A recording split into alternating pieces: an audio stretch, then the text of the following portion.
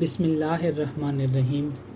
مسئلہ ذل و بروز کی حقیقت، قسط 6، رحمت اللہ بندیشہ، مربی سلسلہ و استاد جامعہ احمدیہ جرمنی۔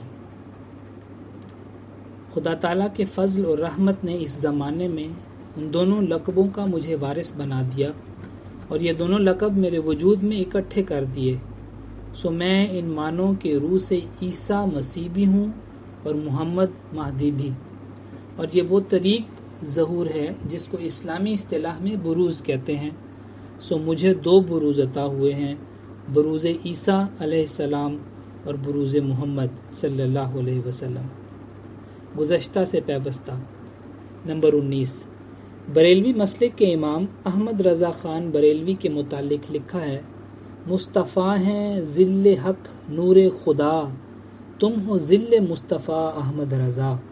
مدائے اعلیٰ حضرت، مشتملہ قصیدہ نغمہ الروح باہتمام جناب مولوی حاجی محمد حسنین رضا خان صاحب، رضوی کتب خانہ بہاولپور، بریلی بار اول، صفحہ نمبر 8۔ نمبر 20، تمام انبیاء رسول اللہ صلی اللہ علیہ وسلم کا ظل ہیں۔ مولانا محمد قاسم نانوتوی بانی مدرسہ دارالعلوم دیوبند فرماتے ہیں، انبیاء میں جو کچھ ہے وہ ظل اور عکس محمدی ہے۔ تحذیر الناس از مولانا قاسم نانوتوی، صفحہ 53، مطبوعہ مکتبہ قاسم العلوم کورنگی کراچی۔ اس عبارت میں مولانا موصوف تمام انبیاء کو حضرت صلی اللہ علیہ وسلم کا ظل اور بروز قرار دے رہے ہیں۔ نمبر 21، اسی طرح مولانا محمد قاسم نانوتوی صاحب کے نواسے قاری محمد طیب صاحب محتمم دارالعلوم دیوبند تو مسیح موعود کو نہ صرف حضرت صلی اللہ علیہ وسلم کا بروز بلکہ شان خاتمیت کا وارث بھی بتاتے ہیں۔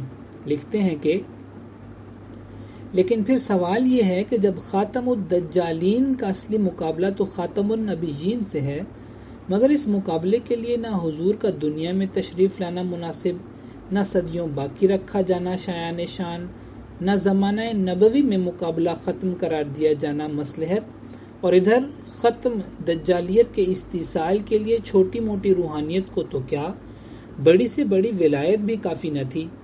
عام مجددین اور ارباب ولایت اپنی پوری روحانی طاقتوں سے بھی اس سے عہدہ برا نہ ہو سکتے تھے جب تک کہ نبوت کی روحانیت مقابل نہ آئے، بلکہ محض نبوت کی قوت بھی اس وقت تک مؤثر نہ تھی جب تک کہ اس کے ساتھ ختم نبوت کا پاور شامل نہ ہو۔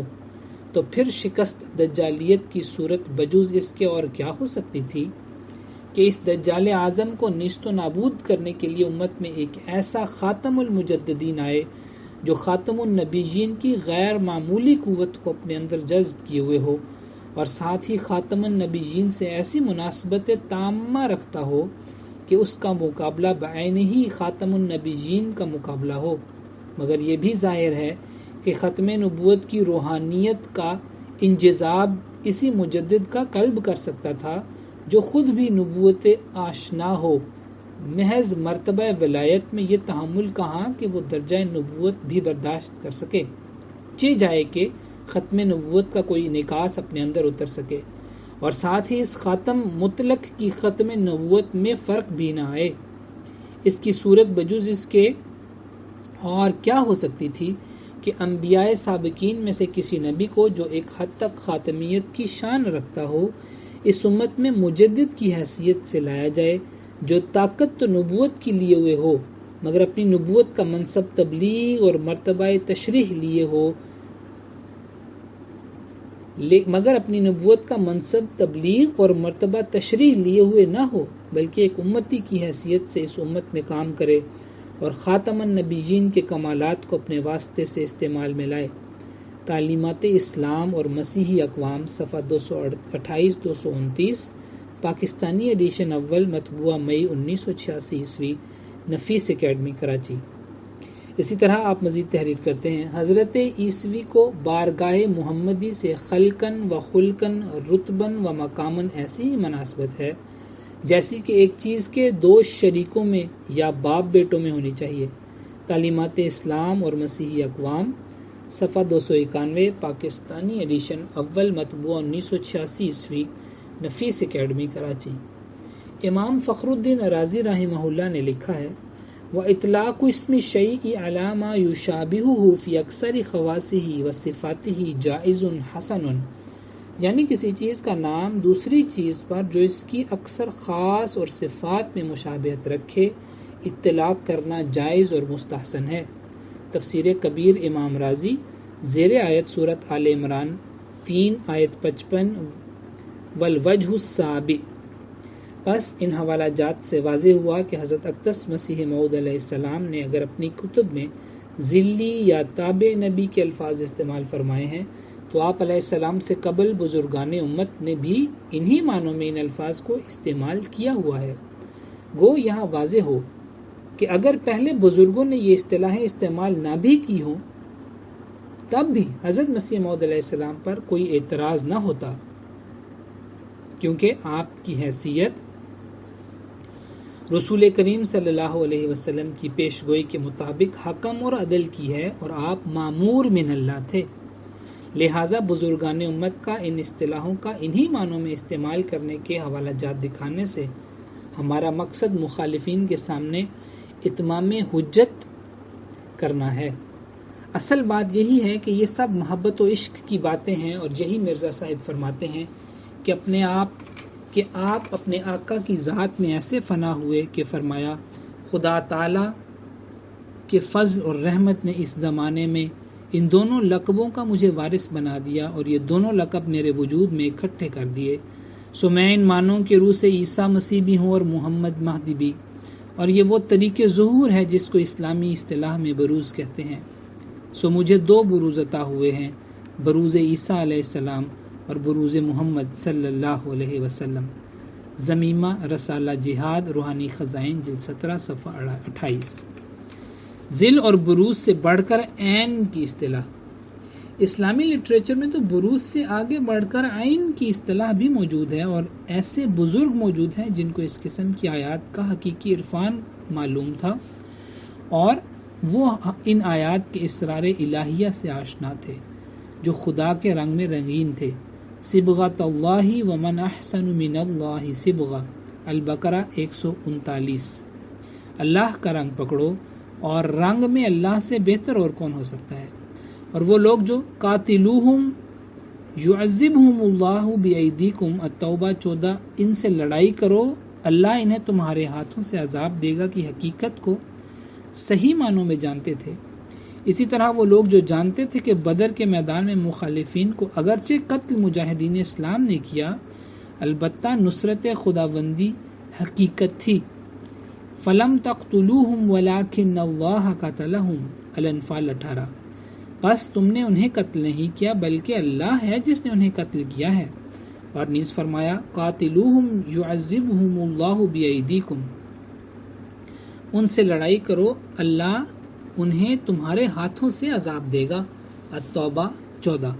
اور اس عین والے مضمون میں بالکل ایسی ہی بات ہے جیسے ہمارے آقا حضرت محمد مصطفیٰ صلی اللہ علیہ وسلم جب خدا کی ذات میں فنا ہو کر فنا فی اللہ کے مقام پر پہنچے تو مخاطب بجائے خدا کے بندے کر کے کہنے کے اے میرے بندوں سے بھی کیا، قل یا عبادی الذین اسرفوا علی انفسهم لا تقنطوا من رحمت اللہ ان اللہ یغفر الذنوب جميعا انہ هو الغفور الرحیم، الزمر 54۔ تو کہہ دے اے میرے بندو جنہوں نے اپنی جانوں پر زیادتی کی ہے، اللہ کی رحمت سے مایوس نہ ہو، یقیناً اللہ تمام گناہوں کو بخش سکتا ہے، یقیناً وہی بہت بخشنے والا اور بار بار رحم کرنے والا ہے۔ اسی طرح میدان بدر میں رسول اللہ صلی اللہ علیہ وسلم کی کنکریوں کی مٹھی کفار مکہ پر پھینکنے کا ذکر کرتے ہوئے اللہ تعالیٰ نے فرمایا وَمَا رَمَيْتَ إِذْ رَمَيْتَ وَلَكِنَّ اللَّهَ رَمَى، الانفال 18، کہ اے نبی صلی اللہ علیہ وسلم جب تم نے وہ کنکر پھینکے تو تو نے نہیں بلکہ اللہ نے وہ کنکر پھینکے، یعنی اس خدائی قدرت کی تاثیر سے کفار کا 1000 کا لشکر جرار پسپا ہو گیا۔ اسی طرح رسول اللہ صلی اللہ علیہ وسلم کے ہاتھ پر صلح حدیبیہ کے واقعے میں بیعت رضوان کرنے والوں کا ذکر کرتے ہوئے فرمایا ان الذین یبایعونک انما یبایعون اللہ ید اللہ فوق ایدیہم، الفتح 11۔ یقیناً وہ لوگ جو تیری بیعت کرتے ہیں وہ اللہ ہی کی بیعت کرتے ہیں، اللہ کا ہاتھ ہے جو ان کے ہاتھ پر ہے، گویا خدا کا ہاتھ ان کے ہاتھوں پر ہوتا ہے، کیونکہ اس بیعت میں وہ خدا کی خاطر اپنے جان مال پیش کرتے ہیں۔ اس قسم کے فنا فی اللہ اور فنا فی الرسول وجودوں کے متعلق ان سے عقیدت رکھنے والوں نے آئند تک کے الفاظ لکھے ہیں۔ اصل بات یہی ہے کہ یہ سب محبت و عشق کی باتیں ہیں، اور یہی مرزا صاحب فرماتے ہیں کہ آپ اپنے آقا کی ذات میں ایسے فنا ہوئے کہ فرمایا من تھا شدم تھا من شدی، من تھن شدم تھا جاں شدی۔ ایک غلطی کا ازالہ، روحانی خزائن جلد 18 صفحہ 214۔ یعنی میں تو اور تو میں ہو گیا، میں جسم اور تو جان ہو گیا۔ چنانچہ حضرت بایزید بسطامی رحمہ اللہ چونکہ کتب زمانہ تھے، اس لیے آپ کو عین رسول اللہ کہا گیا۔ چنانچہ بحر العلوم میں مولوی عبدالعلی مثنوی مولانا روم کے شعر گفت زی سو بوئے یار میرسد اندری وہ شہر یار میرسد کی شرح میں فرماتے ہیں ابو یزید قدس سرہ کتب الاکتاب بود و کتب نمی باشد مگر برکل بے آن سرور صلی اللہ علیہ وسلم، پس با یدید کلب آن سرور صلی اللہ علیہ وسلم و این آن سرور صلی اللہ علیہ وسلم بود۔ یعنی حضرت بایزید بسطامی رحمۃ اللہ علیہ چونکہ کتب زمانہ تھے، اس لیے آپ عین رسول اللہ تھے، کیونکہ کتب وہی ہوتا ہے جو محمد صلی اللہ علیہ وسلم کے دل پر رہتا ہو، اور جو بھی کسی کے دل پر ہو وہ اس کا عین ہوتا ہے، اور حضرت بایزید بسطامی عین رسول اللہ صلی اللہ علیہ وسلم تھے۔ شرح مثنوی دفتر چہارم صفحہ 51۔ اور یہی مقام عین ہے، جیسا کہ حضرت بایزید بسطامی کے متعلق لکھا کہ ان سے کسی نے پوچھا کہ عرش کیا ہے؟ فرمایا میں ہوں۔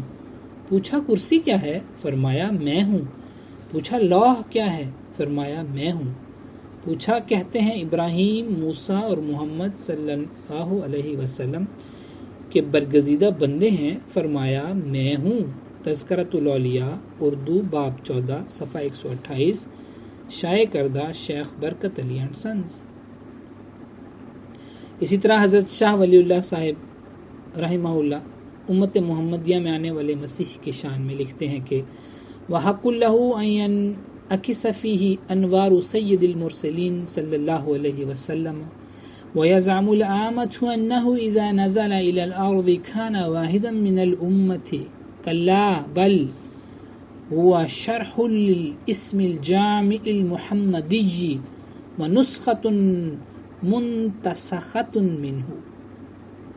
الخیر الکثیر صفحہ 72 مطبوعہ مدینہ پریس بجنور۔ یعنی آنے والے مسیح موعود کا یہ حق ہے کہ اس میں سید المرسلین صلی اللہ علیہ وسلم کے انوار کا عکس ہو۔ عام لوگ یہ خیال کرتے ہیں کہ جب وہ دنیا میں آئے گا تو وہ محض ایک امتی ہوگا، ایسا ہرگز نہیں، بلکہ وہ تو اسم جامع محمدی کی پوری تشریح ہوگا، اور اس کا دوسرا نسخہ ٹرو کاپی ہوگا۔ بس اس میں اور ایک عام امتی کے درمیان بہت بڑا فرق ہوگا۔